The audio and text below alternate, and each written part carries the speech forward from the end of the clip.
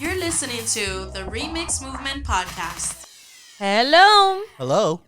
and welcome to another episode of the Remix Movement Podcast. Yes. Hello.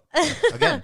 Yes, you have me, Stephanie, and Luis today, and we are doing episode 124. How does it feel to be back, Luis? It feels good. Yes, I'm happy you're here. Thank you. All right, so today we are talking about friendship. I like it. Yes. And I feel like this is something that we really need to discuss because I know a lot of people that just feel like I don't really need to have friends. I've felt that way before. But I know the importance of it too. Yeah. Well, what made you change that mentality? So we weren't meant to do life by ourselves. Yeah, I agree. So, having company, good company, I feel that goes a long way in life. Yeah. Well, we're going to talk about it. We're going to talk a little bit about it, and we're going to see what's up. So I just want to go ahead and mention the same thing you did, right? God created us to have relationships, right? So the very first relationship we see in the Bible is between Adam and God. Yes. Right? So the creator and his creation.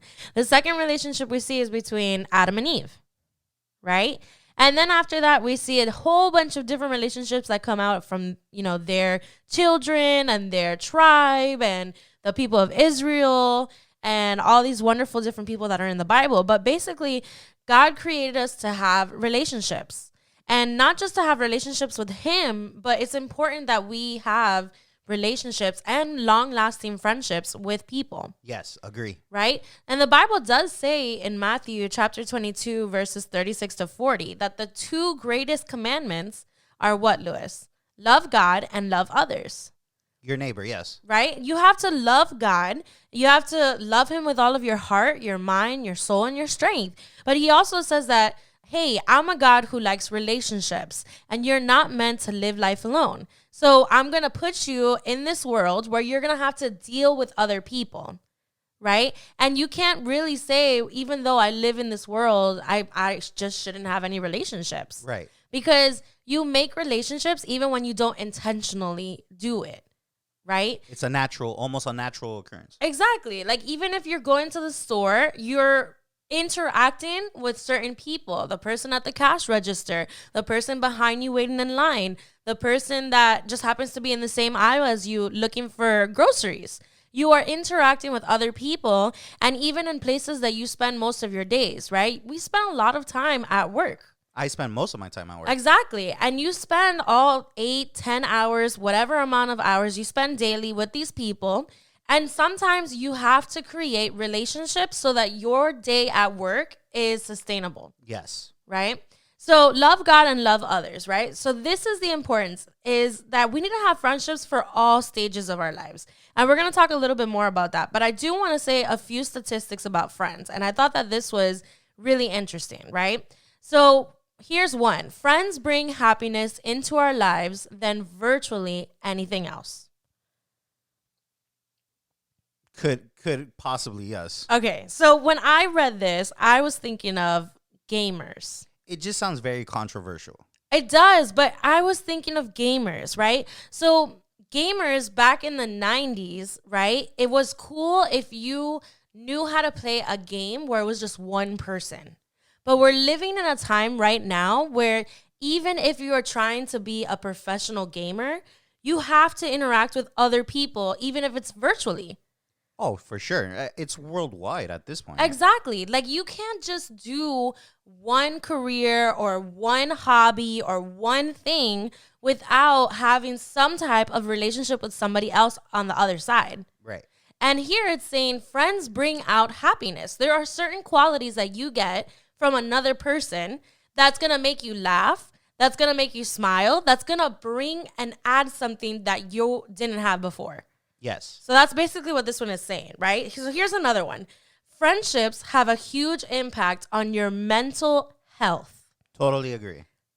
Totally agree. Totally. Right? Like a lot of people that are successful and mentally they have really good self-esteems have friends. Yes. And the people that are lacking in self-esteem or having a little bit more of issues, right? Like social anxiety, like it's because of the fact that you're not opening yourself to relationships, to friendships. Right. Or it could go the other way.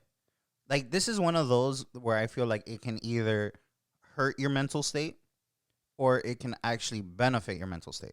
I mean, if you're having friendships with bad people, I can see how that would happen. Exactly. That's what I'm saying. Yeah. So, like, yeah, it can definitely, like, play both sides of the coin. Yeah. But when we talk about today friendship, I'm mostly referring to good friendships. Yes. And that's, you see, that's biblically what it's all about, like having those good friends. Yeah. Right? Because, God never wanted to have a friendship that was going to go south. Right? Exactly. Like he always wants you to be in a relationship where not only you give, but you also receive. Exactly. And that's the kind of God that he is. Exactly. All right. So here's another statistic. Good friends relieve stress, provide comfort and joy, prevent loneliness and isolation. And when I read this one, I was thinking about this pandemic, right? So when this pandemic first started, everybody who interacted with people in person had to either stay home or they had to do their interactions online. And for some people that were technically challenged or social media challenged, like Zoom calls were not easy. I'm sure it was a struggle for some. Yeah, so like think about this, right? If you're in a group and you like to be in the background, right? So people that are really good at certain projects, but they don't want to be in the front. They don't want to do the presentation, but they'll help out with like the background stuff. They were able in like a setting where you're all together get away with that. But when the pandemic hit, now there's a camera in front of your face and like in a meeting, everybody sees everybody. Right. And you can't hide in the background anymore. No, you're right? totally exposed. Exactly. But the good thing is that even through a pandemic, people were able to establish relationships and continue to maintain their relationships through social media, through Zoom calls, web calls, and it still helped out with their stress, with their anxiety, with their fear. A lot of people dealt with a lot of fear at the beginning of this pandemic. Sure. And, they needed to cling on to their friendships so that instead of feeling like they were isolated, like, oh my God, I'm dealing with all of this by myself, they were able to come together in the way that they did virtually and be able to see, hey, I still have friends. Yes. Right? Which is one of the things that, like, with my friends personally, I really like to connect with them on a weekly basis. That's so good, though. Right? And a lot of people don't do that because we think, oh, well, they're my friend. I don't really have to catch up with them. Right. Right? And a lot of people just don't take the time. And it's not that they don't care. It's that they don't think it's necessary. Right. Right? But when it comes to like making sure that our friendships are lasting, that we're checking in on our friends, making sure that their mental health, their emotional health is fine, it doesn't hurt to take a phone call or two or send a text message on a weekly basis. Yeah. I mean, if you can do it weekly, that's fantastic. Yeah. All right. I thought you were going to say more, so that's why I was like. Oh, no. So I was thinking like, just right now, when you said weekly, I was like, wow, do I really contact all my friends weekly? And the truth is, no, I don't. Like, but I mean, good friends, right? Even my good friends, and it's not that I'm trying to be a bad friend or that like I don't care about my friends. Mm-hmm. It's just like you don't think about it. No, it's not even that. It's like because of social media, I can already almost tap into somebody's livelihood right now. But is all of your friends on social media? Did you hear that on social media? I mean, for the most part, my friends are. Yeah, but you don't post that much on Facebook or Instagram. I don't. So how do people check in with you? Well, that's a good question. And I'm sure. I mean, it's not that we talk weekly. I mean, or never for that matter. Yeah. It's not that we don't ever talk. It's just, once in a while we catch up and it's good to, to have do those that. friendships. For it's sure. good to check in once in a while. For sure. Right? But I have my really close friends that I'm on a text. Exactly. Like all the time. All the time. So. All right. So last one here. Developing close friendships can also have a huge impact on your physical health. I agree. People that have friendships usually have better teeth than people who don't. Do you know that? I did not know that. All right. So I read that and I didn't add that in here, but I was thinking like, that's crazy. I have really good teeth though. So Yeah. I mean, I have great teeth too. Like they're not perfect, but they're there. Right. sure. But there's something about friendships that are close, because it says here close friendships have a deep impact on your physical health, right? So if I'm motivated in my physical health, right? And I'm like, I want to go and I want to lose this weight, and I tell my friend and my friend goes into that journey with me, like we can kind of encourage each other. And I feel like when you have close friendships, you have that engagement, you have that encouragement, you have like, oh, if I'm going through something, I'm going to call this person and that person's going to be there. For sure. Right? So here's where it gets kind of tricky. When we talked about earlier, we said that you need friendships in all stages of your life. Yes. Okay. There are certain stages in our lives that we think, well, when I'm single is when I have to have the most friends. Someone think that, sure. Some people say that, right? Some people are like, you know what? I'm going to have as many friends as I can make in my college, in my grade school, at my job, in like where we live, but only when I'm single, because when I find the right person, when I find my best friend and I marry them, I don't need any other friendships. Right. Did you think that way before you married me? No. You didn't think that way at all? That I needed to. That once we got married, you're like, you know what? I found Stephanie. I don't need to make new friends. Like, I just have her. She's my best friend, and that's it. No, I did not think that. But don't laugh like that, Louis. I'm sorry. But there are certain people, I have friends and I have family members that they say, I don't need to have any other friends because I'm married. My best friend, my wife, or my husband is the only friend that I need. Yeah, I mean, I can see how somebody could say that. I just don't relate on that particular point. I feel like if you think that way, you're closed-minded to what God has for you. Absolutely. Because if God is a God of relationships and God is a God that wants you to be able to encourage others, to be able to do life with others, to love others, how could you love others if your circle of friends is just your spouse? Yeah, And I'm not saying it's wrong because, hey, I love you. You're my husband. Yes. And we will always be friends, right? always, yes. But it can't just be us. And I'll tell you why. If there's something going on personally, right, in our marriage, or we get into a disagreement, I feel like besides you and God, I have to have somebody that I can either vent to that I trust, or that I can tell them what I'm going through, then they can give me counsel. Yes. And when you don't have other people to do that with, it hurts what you are dealing with. Like, our marriage won't grow if I don't have a friend or a family member or somebody other than you to help me go through that. Exactly. And that's what happens. So you need to have friends when you're single. You need to have friends when you're married. And check this out. For people that are what they call empty nesters, I hope I'm saying that right. I don't Like when I've they're, never heard of that. you never heard of that? Like empty, I think. All right, people, if you're listening to this, like, let me know if I'm right in the comments, okay? But I'm pretty sure empty nesters are parents that have their kids and no longer live with them. Okay. Now that Right? Like parents sense. that have been married for a really long time, they've raised their kids, and their kids have already gone off to college or are already married, have their own families, and they feel like we don't need to have any more friends. You know why? Because all of our kids are married. We already have our house. I don't need to tell anybody my problems. And you know what? It goes back to, if for any reason, God forbid, your spouse passes away, who do you go to for help? Right. Like, who do you hang out with? Like, okay, on a real, I don't see you all the time. No. But if I had a regular 9 to 5 and you had a regular 9 to 5 and I saw you every single day, Monday through Friday, and we had the same routine Monday through Friday, at some point we would need a break from each other. Oh, absolutely. Okay? And I'm going to say this too, right? I don't have a problem with Louis having his own friends that are not my friends.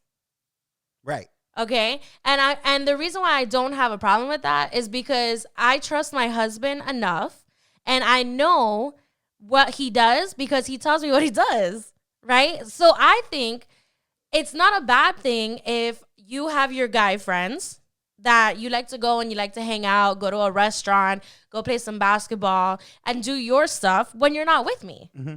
And I think it's healthy when you have relationships, especially with me as women. Like, we need to have our girl days. Sure. We need to have our girls' nights. We need to have our pampering, go to the spa, go watch a movie, go do what it is that we have to do. Because that's what, like, you need to have friends that are more than just your spouse. Because of all these things that we just talked about. I mean, if your friends give you happiness, then you're doing something right. If your friends are godly and they pour into your life and they encourage you in your time of need, then you're doing something right.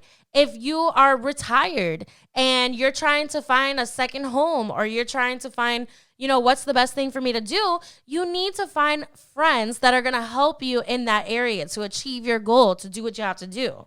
And I feel like, again, this is something that a lot of people don't talk about because they're so used to their routine on a day-to-day that they're like, oh, well, I don't need any other friends. Like, I wake up, I go to work, I come back home. Like, they don't even take the time to get to know their coworkers. Yeah, that can, in the long run, that can be kind of, what's the word? Not devastating. It can be. I think it's a missed out opportunity. Yeah, absolutely. That's what that is. Like, you are missing out on making connections and relationships. Yes. So here's another and blessings. Thing. You miss out on blessings. Exactly. So I think if you have relationships in your coworkers, right? I feel like nowadays it's really good to know people when you go into your job or your career, because a lot of times they want more than just experience, right? They want to know that you're a good fit. They want to know that you have the right personality. And sometimes somebody will refer you for another job in another department based on the relationships that you have. And you've seen that happen many times in your industry, right? It happened to me. Oh, okay. We'll talk about that because I don't know what you're talking about.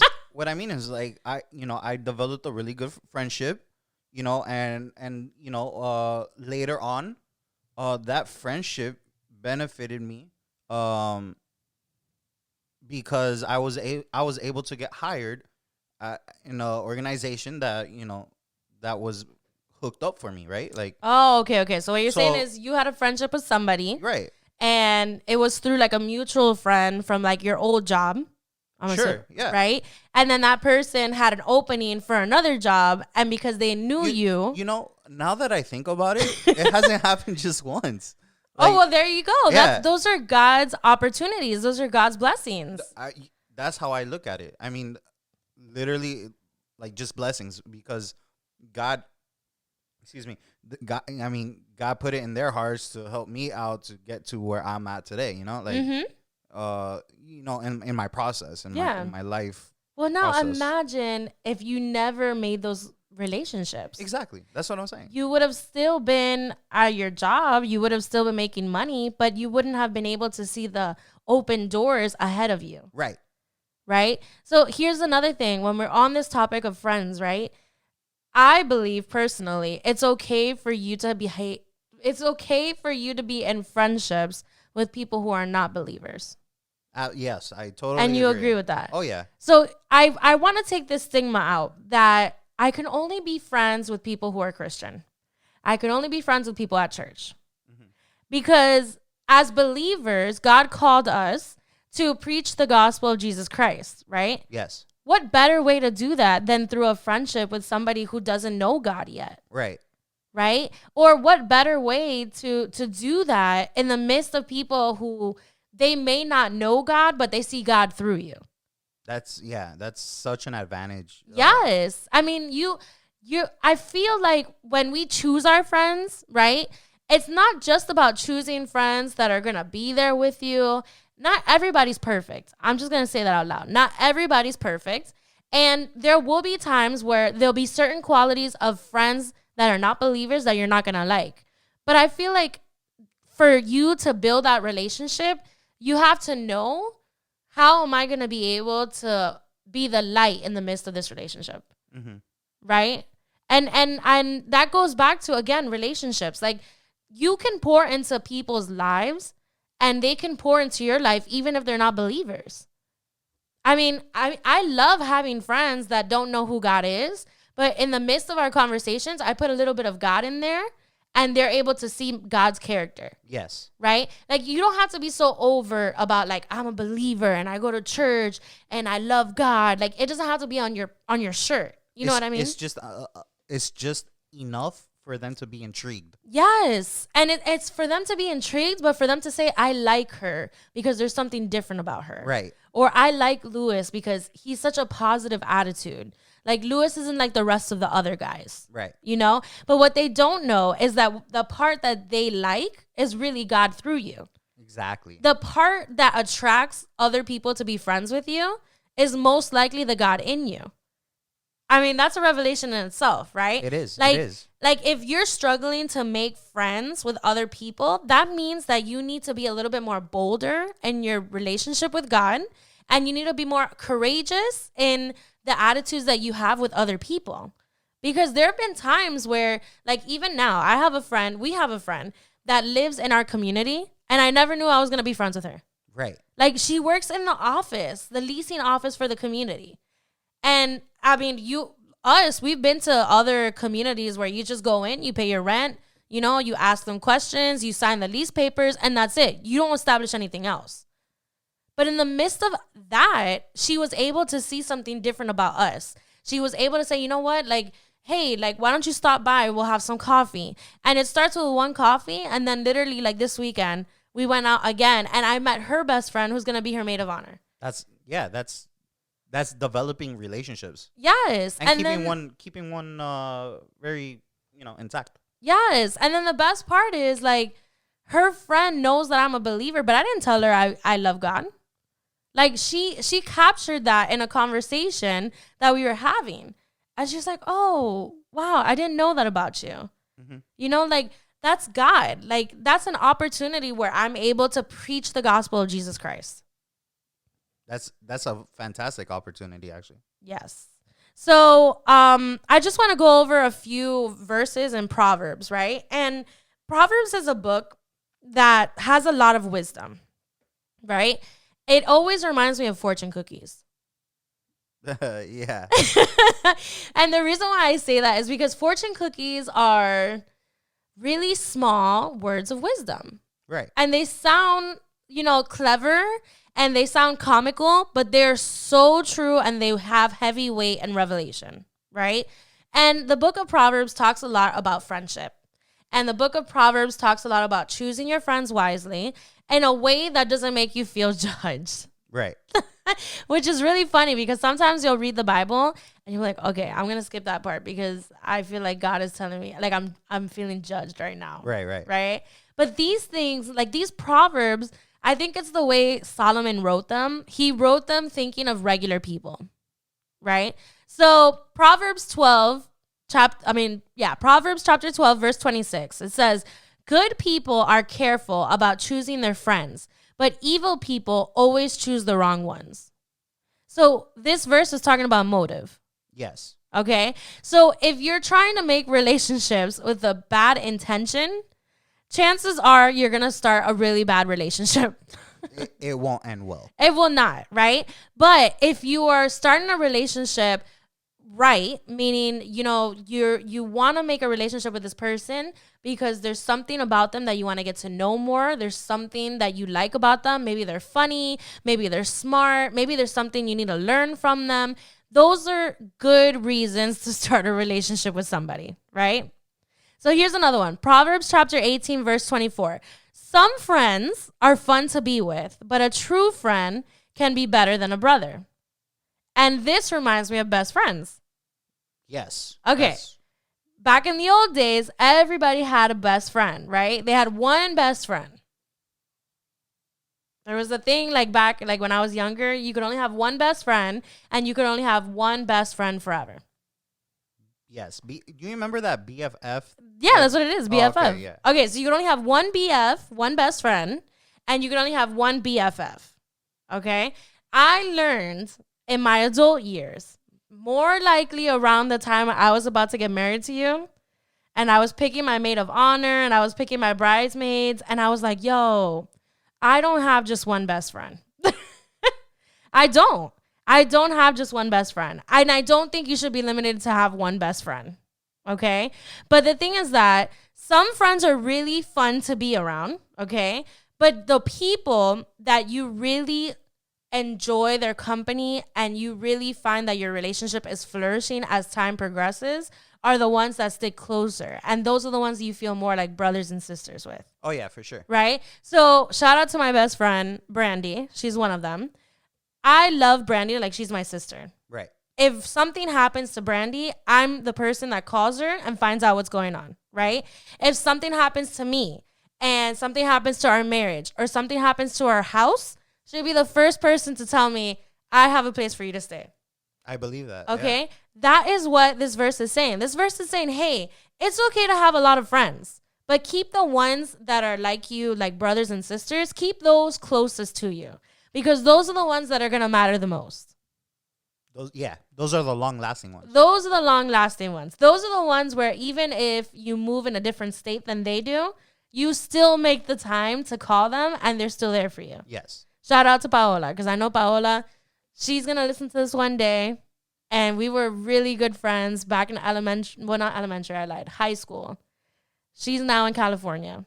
Nobody believes me. She's my best friend. But you know what? I see her all the time on Instagram. Whenever she comes down from California, we go out to eat. We go out to hang out. Like, she's a good friend. She's like a sister.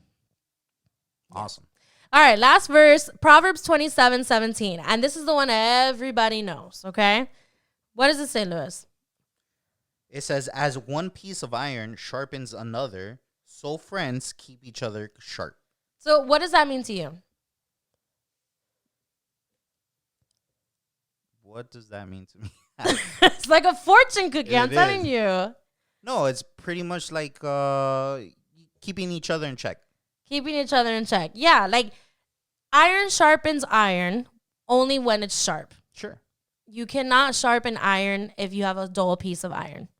Right. And I feel like a lot of people think that, oh, well, as iron sharpens iron, so you have to keep your close friends, like your friends sharp, right?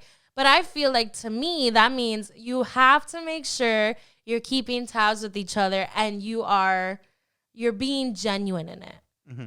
Like you can't have friends where you're not being honest and open with them. Like if something happens to one of your friends and you know that they're making the wrong decision, you can't be like, you know what? I'm not going to tell her anything. She has to learn on her own. Right. You have to be willing to say, you know what? Because I love that person, because I care about this guy, because this guy's my boy, and because I love him, I don't want him to go through something bad if I already had that experience. Mm-hmm. I want to make sure that he's sharp and ready for the next step because I know I was when I went through it. Right. So as iron sharpens iron, so friends must keep each other sharp. And I really do believe that it's not just about being there. It's about having a like genuine, transparent relationship. Like that's true friendship. Yes. Like you can't be a faker in friends. Right. You have to make sure that you're being honest. And, you know, that's really how God sees everybody. Like God wants us to have these types of relationships. God wants to be closer than a brother. God wants to be there so that when you fall, the first person you call is on him, right? God wants to be in that relationship where you're saying, I want to be your best friend. I want to sharpen you. Read my Bible so that I can sharpen you, right? Listen to my words. Spend time with these people because they're going to be the ones that are going to make you even better than who you are now. Those are the good ones. Those are the good ones. That's who God is. God is a good one. All right. Well, thank you so much for listening to this episode. I hope it was insightful. I hope you guys really took what Louis and I talked about for friendship. I liked it. Yeah. And I really hope you grasped it because you know what? The title is You Should Have Friends. And we believe that you should have some friends. Oh, yeah. In all areas of your life, in every stage of your life. Don't be the one to think I can do this on my own because you know what? You can't. You can't do life alone. It will be rough. It will be rough. And God doesn't want that for you. Exactly. All right. Thank you guys so much. Enjoy the rest of the week and God bless. God bless. If you enjoyed listening to this podcast, follow us on Facebook and Instagram at The Remix Movement for more updates. Be sure to check out our videos on YouTube and subscribe. Feel free to send us a DM with your feedback, questions, and any topics that you would like to hear in any of our future episodes. Thank you, and God bless.